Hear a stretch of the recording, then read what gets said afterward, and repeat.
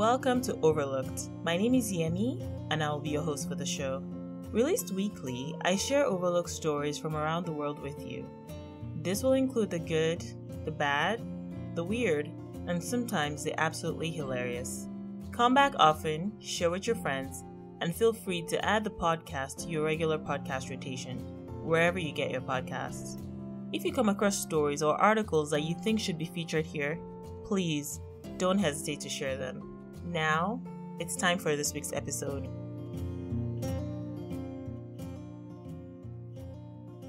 Hi there, everybody. Welcome to a new episode. I hope you are all doing well. It started snowing where I am, so I've already started to prepare my winter survival kit. My kit includes a comfy chair, a cuddly blanket, and warm socks. If you have winter where you are, do you have a winter survivor kit? Or do you just go with the flow? Anyway, this week has been very, very tough. I do not have to admit it here, but here we are. Mostly because as a Nigerian, or just as a human in general, I bore witness to the fatal use of force by the armed forces on unarmed citizens. In fact, by Friday, I had to willfully disconnect from social media and the news in general. That being said, this episode comes with a listener discretion warning. Some of the items I'm going to discuss will definitely not be suitable for younger audiences. It is a very strong viewer discretion warning, so I will give it here. And why I talk about the Sars story later, for now, let's start with Cameroon, where gunmen stormed a school on Saturday and opened fire indiscriminately. They ended up killing at least 6 children and wounding about 8 more at the Mother Francisca International Bilingual Academy in the city of Kumba, which is located in the country's southwest region. The report said that they arrived on motorbikes and in civilian clothes. The UN, or United Nations, has described it as the worst atrocity since the resumption of the school year earlier this month. I have linked to the UN's reports in the blog. It was also located on Twitter. Some children were reportedly injured when they tried to jump from second-story windows just to escape. Videos that have been circulating on social media that were filmed by local journalists appeared to show adults rushing from the school with children in their arms, surrounded by wailing onlookers. One photo, which was verified by the Reuters news agency, showed the inside of a classroom where a pile of dried blood had pooled on the floor near some scattered flip-flops. While it's unclear if the attack is linked to an ongoing struggle between the army and some groups that are trying to form a breakaway state called Ambazonia in the English-speaking West, in September, some of the separatist fighters on social media warned against school reopening in Cameroon's English-speaking western regions. The fighters said that they could not guarantee children's safety in schools and asked that the central government withdraw the military if they wanted the schools to open. But it was a grim new low in a region that has since 2017 seen hundreds of people die and thousands of people displaced because of this conflict. Many children are unable to attend school. Cameroon's 2 Anglophone regions, the Northwest and Southwest regions, are home to a large minority of English speakers, in a country where French speakers are the overwhelming majority. The crisis in the Northwest and Southwest regions of Cameroon is now about 4 years old. It started in 2016 when lawyers and teachers took to the streets of Bawa and Bamenda to protest the denomination of French in Anglophone schools and courts. The situation later escalated in October 2017 when militant secessionist groups, led by Julius Sissekou Ayuke Tabe, symbolically proclaimed the independence of a new nation, including the 2 Anglophone regions, into a new state they call Ambazonia. The government's lethal response to the protests provoked rebels to declare 2017 Independence Day for their new region, and that eventually triggered even a stronger crackdown from the authorities. The clashes that have happened between Cameroon's military and separatist fighters have led to the deaths of over 3,000 people. It has also forced hundreds and thousands of people to run away from their homes. In Egypt, they have now unveiled a new visitor facilities on the plateau outside Cairo, where the Great Pyramid of Giza and the Great Sphinx are found. They are the country's most visited heritage sites and the sole remaining wonder of the ancient world. The restaurant is called Nine Pyramids Lounge, and it covers an area of 1,341 square meters. It also overlooks the Giza pyramids. There will also be a fleet of new environmentally friendly buses to guide tourists around the plateau. Tourism represents about 15% of Egypt's national output. However, officials have said that the sector is losing a lot of money, about $1 billion each month, after shutting down for several months due to the spread of coronavirus. I thought this will be good to add here. So when air restrictions are no longer enforced as much as they are today, once you're planning your vacation, hey, why not put Egypt on your list? In Seychelles, the opposition candidate, Anglican priest Reverend Ramkalawan, has won the presidential election. He won with 54.9% of valid votes cast, taking over from the incumbent president, Danny Ferre. This is the first opposition victory since their independence over 40 years ago. It was also Mr. Ramkalawan's 7th attempt to become president in the elections. His supporters have been celebrating all over the streets in the capital. The incumbent, Danny Ferre, who accepted defeat, was running under the renamed United Seychelles Party that had been in power since the year 1977. He wished his successor good luck. The Seychelles includes a group of 115 islands. It is in the Indian Ocean and lies off the coast of East Africa, northeast of Madagascar. It is also a former British colony, as I alluded to earlier, and became independent in the year 1976. In India, the air quality in the capital of New Delhi has plunged to severe levels as a smoky haze has now settled over the city. This happened only a few days after the state government initiated stricter measures to fight against chronic air pollution. According to SAFAR, which is India's main environmental monitoring agency, the air quality index in New Delhi rose past the 270 mark.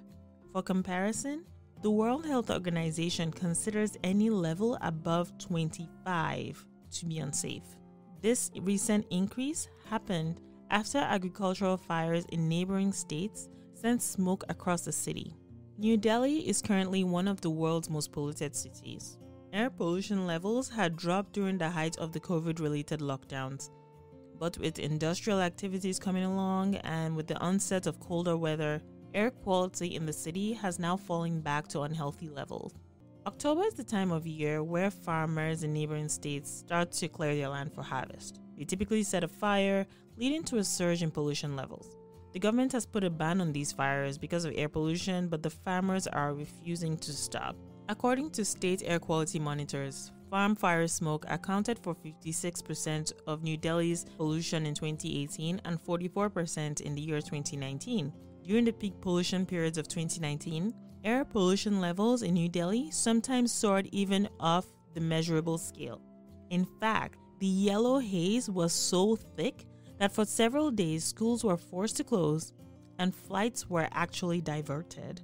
In the past month, satellite detectors have recorded more than 12,000 fires in the state, with over 1,200 farmers already receiving fines in Punjab alone. To move farmers away from using fires, the government is offering subsidized machines, and farmers who are then caught starting fires are blocked from accessing these bank loans. Experts have said that the political will to tackle pollution is still lacking, with the central government and affected states unable to agree on the tough actions that are needed to clean the air. Ikea, the world's biggest furniture business, is planning a second-hand furniture venture. The Swedish giant will buy back old Ikea furniture, provided that it is in good condition, by offering vouchers of up to 50% of the original value. The buyback initiative will launch to coincide with Black Friday, and the deal will run in 27 countries. Only non-upholstered items like chairs, tables, and bookshelves are going to be eligible for return, and a simple price quality structure is going to be applied. Ikea has said that anything that can be sold will be recycled, and the store has also said that it will have a dedicated area in every store where people can sell their old furniture and buy them back after they have been repaired, or just buy refurbished furniture. Did you know that the Nobel Prize... Yes, I'm sneaking in your fun fact. Yes. So did you know that the Nobel Prize started only because Alfred Nobel read his own obituary and did not like what he saw? So Alfred Nobel was a very successful and wealthy man. He had become an expert in chemistry and invented 3 of the most used explosives in the world. He later became a manufacturer of arms. In 1888, his brother died while visiting France, and the press thought that Alfred himself had died. A French newspaper published an obituary that began like this, and I'm going to read it as I found it in the source. It said, "The Merchant of Death is dead." It further read, "Dr. Alfred Nobel, who became rich by finding ways to kill more people faster than ever before, died yesterday." Alfred was really shocked at the way people saw him, so that was when he decided to use his vast wealth to make a positive difference in the world. Since then, the foundation, which was set up with $250 million in funding, now hands out prizes to people who have made great contributions to humanity on an annual basis. He, through his good works, has been able to change his legacy from the Merchant of Death to one of the greatest philanthropists of all time. The next story is one that hits very close to home for me, both literally and figuratively. The End Sars hashtag has been trending, at least in Nigeria, North America, and England, over the last 2 weeks. You may have seen it, you may not, but don't get it twisted, SARS does not refer to the virus. Over the last 11 days, Nigerians, mostly led by the youth, have staged nationwide peaceful protests against incidents of police brutality inflicted by a unit called the Special Anti-Robbery Squad. That is where we get the name SARS. The recent protest started when a video allegedly showed SARS officials shooting a man in Delta State, one of the Nigerian states, before driving off in the guy's car. It sparked what has become the current protests. Police denied the violence and responded to peaceful protests in the only way the protesters were saying not to interact with them, with violence, using tear gas, water cannons, and live rounds. As the protests spread all over the country, the government, for the 4th time in as many years, announced that the unit will be disbanded. However, they were going to be redeployed across the Nigerian police force. Hearing this, the protests continued until October 20, 2020, which is now going to go down in history as Bloody Tuesday. On that day, unarmed protesters, most of whom were singing the national anthem, were shot and many were killed by the armed forces. Something I would like to highlight is the organization of the protests. Food, shelter, even phone charging stations were provided at the various protest sites. Alcohol was even disallowed, and remembrance ceremonies filled with candlelight were held for those who had been victims of police brutality. The protesters asked for 5 things. First, the immediate release of all arrested protesters. Second, justice for all those who were killed by police and compensation for their families. Third, an independent body to investigate and prosecute police misconduct within 10 days of a claim. Fourth, an independent psychological evaluation of disbanded SARS officials before they can be redeployed. And 5, an increase to the salaries for police so they are adequately compensated for protecting lives and property. The 5th point might be a shock to some people, so I will quickly explain it before moving on. The Nigerian police force is notoriously undercompensated. In fact, I challenge you to Google Nigerian police barracks and look up the images. You can see the level of degradation that some police officers live in. In fact, an article released by Pulse newspaper this year likened their barracks to living in a goat pen or in a horse stable. The buildings are rotten, with no running water, and some have to form a queue just to use the bathroom. Even with the abuse a lot of Nigerians have suffered, at the hands of law enforcement, a lot of Nigerians, like myself, empathize with their plight. Nobody should have to live like that. Keeping that in mind, we all know that it is no surprise that police brutality and profiling happens globally. Profiling happens maybe because of race, gender, appearance, or so many other things. In the case of Nigeria, the Sars unit in particular has been notorious for profiling youths with laptops. Yes, you hear that right, laptops, nice cars, and so forth. In fact, some of the signs read, "An iPhone is not a gun." In a report called Time to End Impunity released by Amnesty International in June 2020, they noted that the Nigerian authorities had failed to prosecute a single police officer from the notorious Sars, despite anti-torture legislation that had been in place since the year 2017. The report cites a few examples, one of which is the story of a 23-year-old man named Miracle. Miracle was arrested and detained by Sars officers in Anambra State, southeast of Nigeria, accused of the theft of a laptop. He was tortured and given hardly any food during the 40 days when he was in detention before he was subsequently charged and brought before a court. As Miracle narrates it, their leader directed them to go and hang me. They took me to the back of the hall and tied me with ropes. They then started using all manner of items to beat me, including machetes, sticks, inflicting me with all kinds of injuries. One of the officers used an exhaust pipe to hit me on the teeth, breaking my teeth. I was left on that hanger for more than 3 hours. Let that settle in. Since 2016, Amnesty International has documented 15 cases where SARS officers arbitrarily confiscated suspects' property. Note that these are documented cases. According to the organization, young people between the ages of 17 and 30 are most likely at risk of arrest, torture, or extortion by SARS. They are often accused of being internet fraudsters or armed robbers. Young men with dreadlocks, ripped jeans, tattoos, or nice cars are frequently targeted by SARS. Young women are not spared, so don't think it's all on the men. Al Jazeera reports the story of Pamela, a 23-year-old woman who was brutally assaulted after she was arrested on July 28 of 2020. Pamela was traveling on a public bus on her way to Port Harcourt. Upon reaching the checkpoint in the town of Sakpenwa at 6:30 p.m., she says that 4 police officers arrested her for not wearing a face mask. Then, she told Al Jazeera that they drove her to a guest house where one of the officers raped her till dawn, after threatening to kill her if she did not cooperate. She is not the only one though. In May this year, the hashtag #JusticeForTina trended across social media. The 16-year-old girl was shot by a police officer for no apparent reason, and no reason has still been given to this day. According to Amnesty International, the problem goes beyond SARS. The broader Nigerian police force is responsible for hundreds of extrajudicial executions, unlawful killings, and forced disappearances every single year.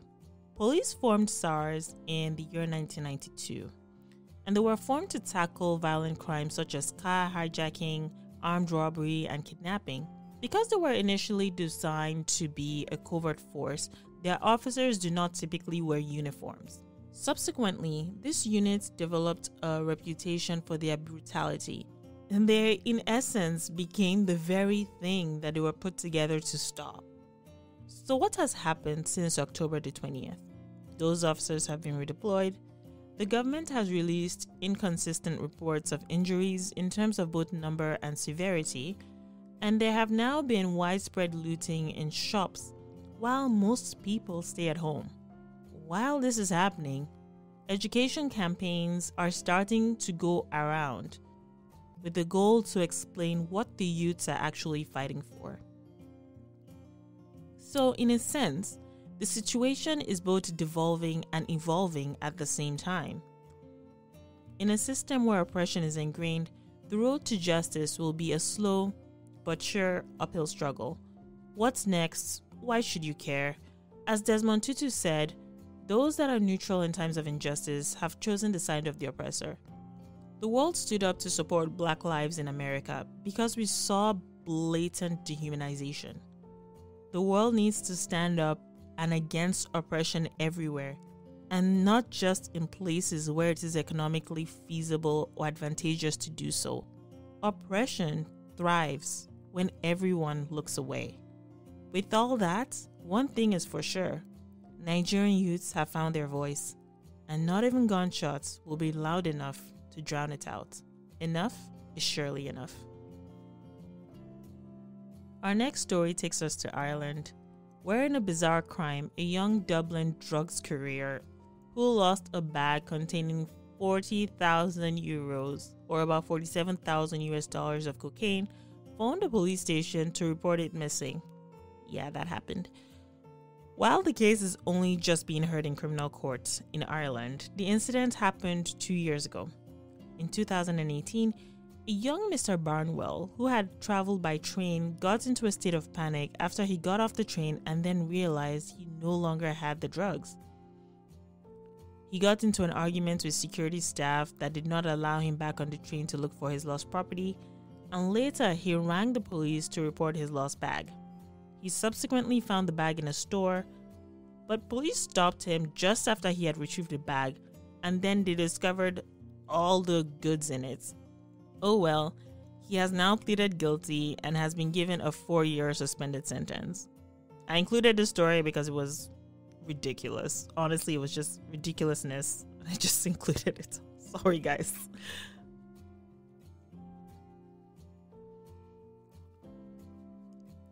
In our final story, Yemen's microgrid girls are powering their community in the middle of war and in the middle of a pandemic. Last year, 10 women in Abs set up a solar microgrid. Abs is a rural district in the north of Yemen, near the border with Saudi Arabia. It is just 32 kilometers or 20 miles from the front line where a war that has killed tens of thousands and left more than 3.3 million people displaced is taking place. The project is one of 3 that the United Nations Development Programme helped to put in place in the front line off-grid communities of the country. The Abs station is the only one run entirely by women.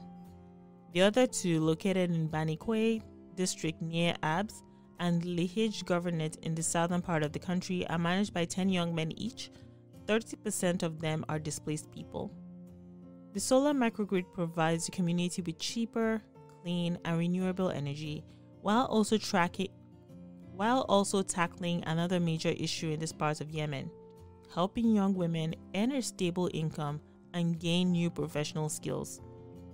Before the arrival of these grids, rural communities were reliant on diesel generators, polluting, expensive, and susceptible to sudden shifts in the price of fuel. Yemen ranks at the bottom of the UN Gender Equality Index, and there are limited work opportunities for women, especially in rural areas. So, even though it's just 10 women, it is a story worth celebrating. Thank you everyone for listening to this episode. I always feel awkward ending these, so I'm just gonna say, have yourselves a great week.